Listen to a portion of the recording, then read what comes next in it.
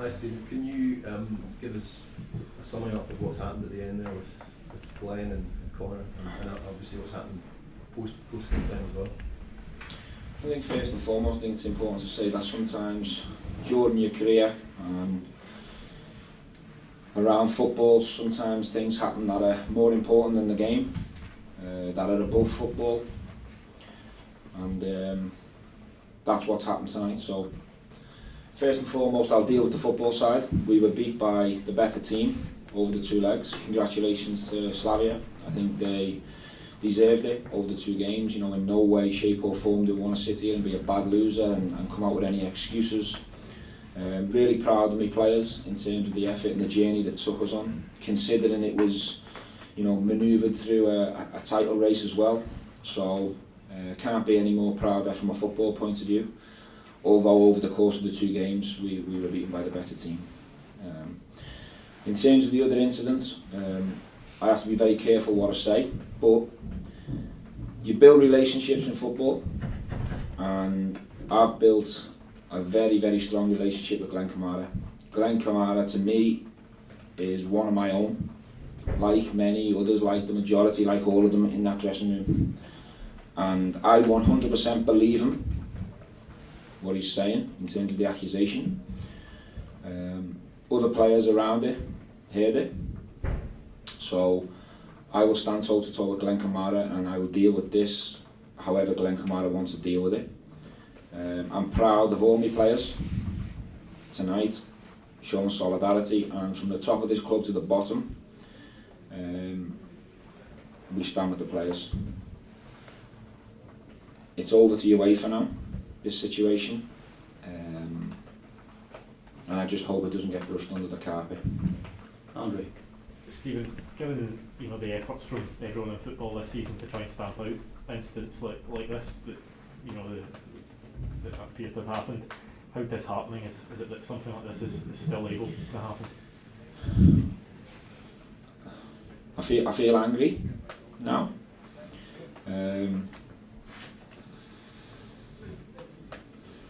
It's difficult to describe how I feel now because I know Glenn.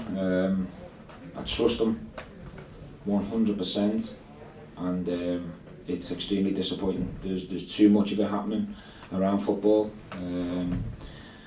and the Slavia player has caused this, and he's also caused a situation like this to escalate even further, because straight away you get all the fans joining in, and again the race grows and grows and grows. Something needs to happen quickly. That is above me. But 100%, whatever happens moving forward, I stand next to Glenn Kamara, 100%. Stephen, can you confirm that Glenn Kamara says he was racially abused? Is that? Yes. And have you then taken this up with Slavia Prague, and what have they said? There was a lot of commotion around that we tried to diffuse, and this will be dealt with by UEFA. UEFA will take this upon them. I'm sure they'll speak to both players, and we'll let other people deal with it. All I can confirm is that my player tells me he was racially abused. I tried to call Glenn over during the game. He didn't come over. I was going to ask him, did he want to leave the pitch? And I would have backed him, whatever his decision was. The players stayed on the pitch, that was their decision, and the game obviously came to a conclusion.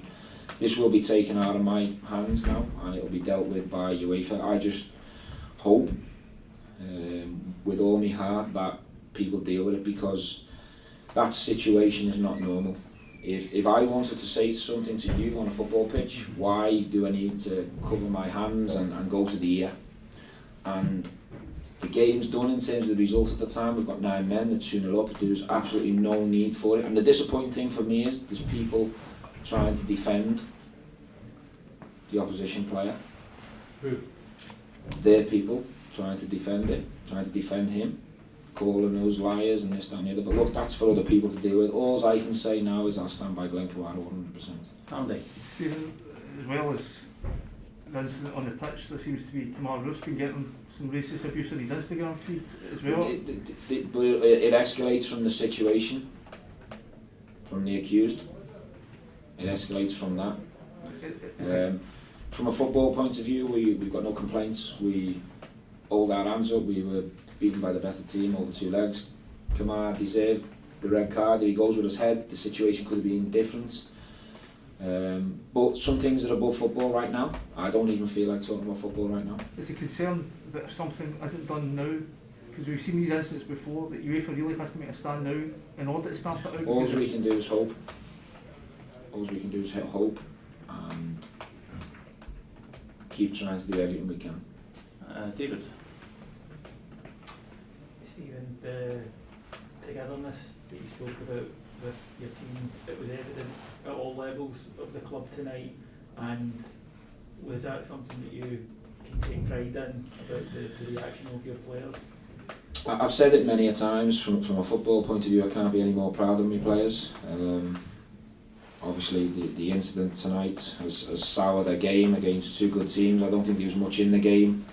Obviously they get an important goal which puts them in a good position, and we've done everything we can to try and get back into the game. We brought Kamar on to try and change the situation, to try and force a goal, because at that point we obviously needed a goal, and obviously the big turning point in terms of the outcome was the red card. And then we obviously get another one a bit later on. But look, there'll be a time and a place to maybe talk about this game in detail, and there'll be a time and a place for me to analyse the game. But right now I can't get the incident that's obviously come towards the end of the game out of my system.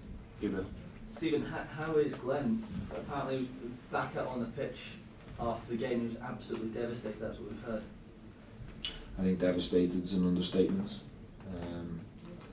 This is a cool, calm kid.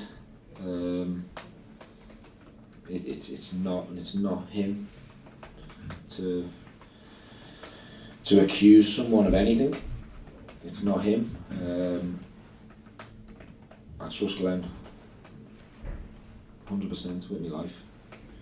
Graham? Stephen, there's a lot of dust still to settle. There's a lot of raw emotion, that's palpable and it's clear. How do you look to guide your players and to lift them again, get them in the right frame of mind for another big game coming up on Sunday? Yeah, well look, we'll try and move forward. After this press conference I've already spoke to the players and addressed them. And tomorrow we'll come in, we'll recover, and we'll try and move forward and look forward to a big game at the weekend. I think it's important to stress that we're not using this to deflect from a couple of performances where we fell short, and I'll always try and be honest in my reflection, and hands up, the better team qualified, congratulations to them. Moving forward, come kick off on Sunday, we'll be ready. We'll have a team out there ready to try and win an Old Firm. We'll be right up for it. That's my job, to pick them up, move forward and prepare them the best way I can. Right now at the moment though, there's certain things that are bigger than football, and that's what's going through my head right now. Yeah. Stephen, you spoke about trying to get hold of Glenn, speak to Glenn, and you couldn't as the game was going on, but Connor Goldson was visibly absolutely furious. Was there any point when the players couldn't come off the pitch, or Connor considered taking his team off the pitch? Haven't spoke to them afterwards. They said it didn't cross their mind. They wanted to continue. You could see they were visually affected by the situation. In that situation, for me, it was important to try and get some communication with Glenn. I got brief communication with him to get him to come to see me, to speak to him, and he wanted to continue. I've asked him why he didn't come to see me, and he said he wanted to continue for the game to carry on.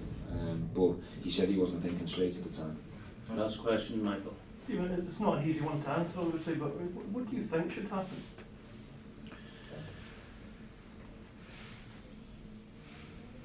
It's probably not my thing to say, but we can't just let incidences like this,